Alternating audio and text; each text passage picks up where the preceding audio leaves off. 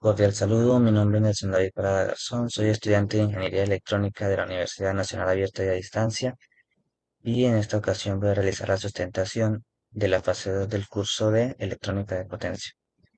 En esta actividad nos piden realizar una señal, un controlador SPWM, haciendo uso de amplificadores operacionales. Para eso tomamos algunos valores de la fase anterior. Dichos valores son el voltaje DC de entrada, que son 18 voltios, el voltaje AC de salida, que serían 100 voltios RMS, la frecuencia de la señal de salida o la frecuencia de la señal senoidal, que es de 60 hercios, la potencia de la salida, que son 100 watts, el índice de modulación de amplitud, que es de 0,84, el índice de modulación de frecuencia, que es de 19, el voltaje pico de la señal de control, que son 5 voltios, la distorsión armónica total del diseño que es de -1,293.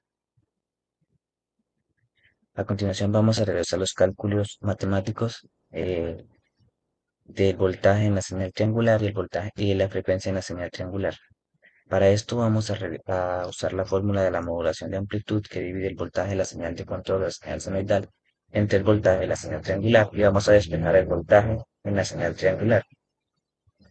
Realizando usando el respectivo despeje y los cálculos debidos, nos da un voltaje de 5,95 voltios en la señal triangular. Ahora realizaremos el cálculo para hallar la frecuencia en dicha señal. Para esto usamos la fórmula de la modulación de frecuencia que nos dice que debemos dividir la frecuencia en la señal triangular entre la frecuencia de la señal senoidal. Realizando nuevamente el despeje y los respectivos cálculos nos da una frecuencia de 1140 Hz.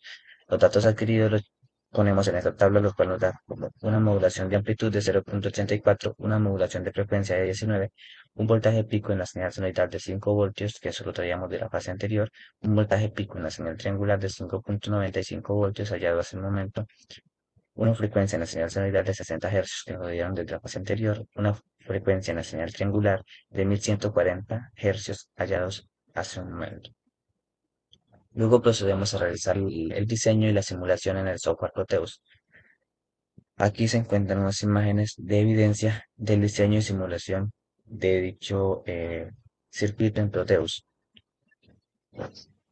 Y a continuación procederemos a realizar el software en el circuito en el software.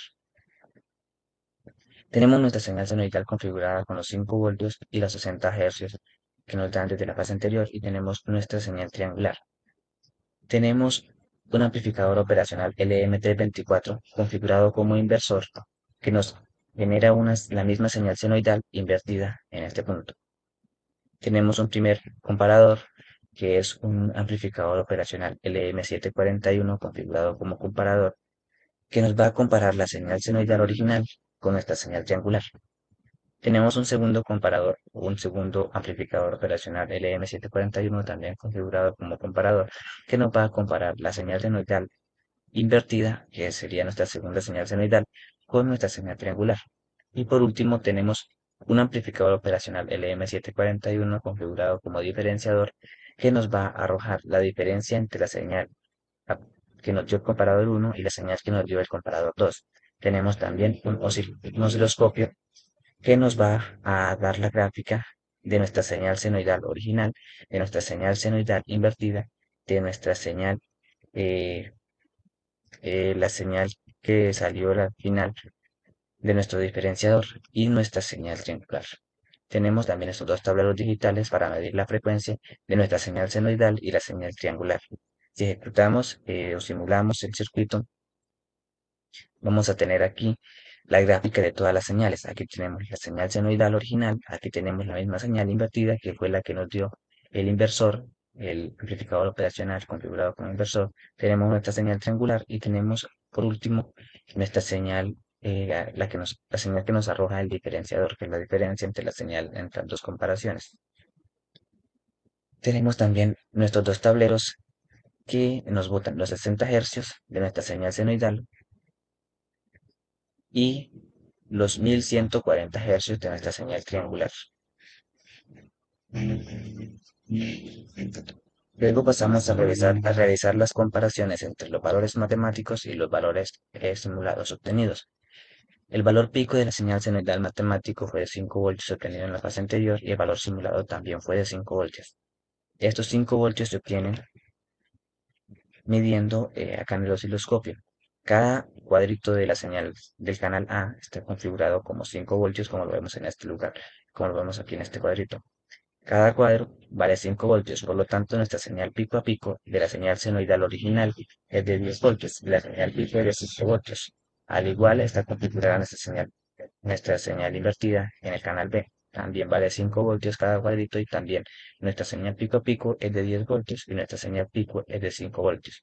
En el canal D tenemos a nuestra señal triangular y cada cuadrito equivale a 2 voltios. Por lo tanto, nuestra señal pico a pico de la señal triangular es de 12 voltios y nuestra señal pico, nuestro valor de voltaje pico es de 6 voltios.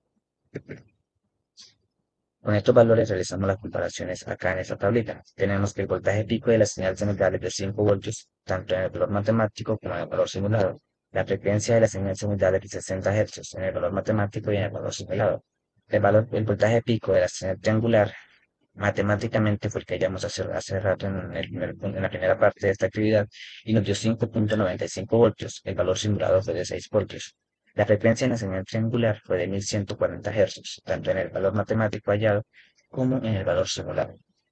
El índice de modulación de amplitud lo hallamos usando la fórmula de modulación de amplitud, en la que dividimos el voltaje de nuestra señal senoidal o señal de control entre el voltaje de la señal triangular.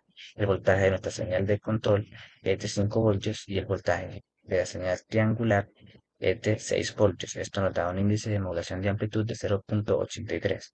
El índice de modulación de frecuencia lo hallamos dividiendo la frecuencia de nuestra señal triangular entre la frecuencia de nuestra señal de control o señal senoidal. La frecuencia de la señal senoidal fue de 60 Hz y la frecuencia de la señal triangular fue de 1140. Realizando la división, nos da un índice de modulación de frecuencia de 19, mismo hallado teóricamente y hallado simulador. Aquí tenemos la evidencia de la medición de los distintos valores de los voltajes y las frecuencias de la señal senoidal y la señal triangular. Y por último tenemos un mapa conceptual sobre los inversores de CDC. El inversor de CDC o de corriente directa a corriente directa es un dispositivo que convierte una fuente de alimentación continua en otra fuente continua, pero con diferente valor de tensión. El proceso se realiza mediante una modulación en anchura de los pulsos, lo cual controla la cantidad de energía que se transfiere a la salida. El circuito de un inversor de CDC consta de un interruptor, una bobina y un condensador. Cuando el interruptor está cerrado, la corriente circula a través de la bobina y se almacena energía en ella. Cuando el interruptor está abierto, la corriente fluye a través del condensador y entrega la energía. Hay tres tipos de inversores de CDC. El inversor BUC, que convierte una fuente de alimentación continua con una alta tensión en una fuente de alimentación en una fuente continua con una tensión baja. Tenemos también el inversor boost, que convierte una fuente de alimentación continua con una tensión baja en una fuente de tensión continua y una fuente de DC con una tensión alta, que es también lo que se conoce como elevador. Y tenemos un inversor buck boost, que convierte una fuente de alimentación continua con una tensión, puede ser alta o baja, en una fuente DC con diferente tensión, ya sea alta o baja. Muchas gracias.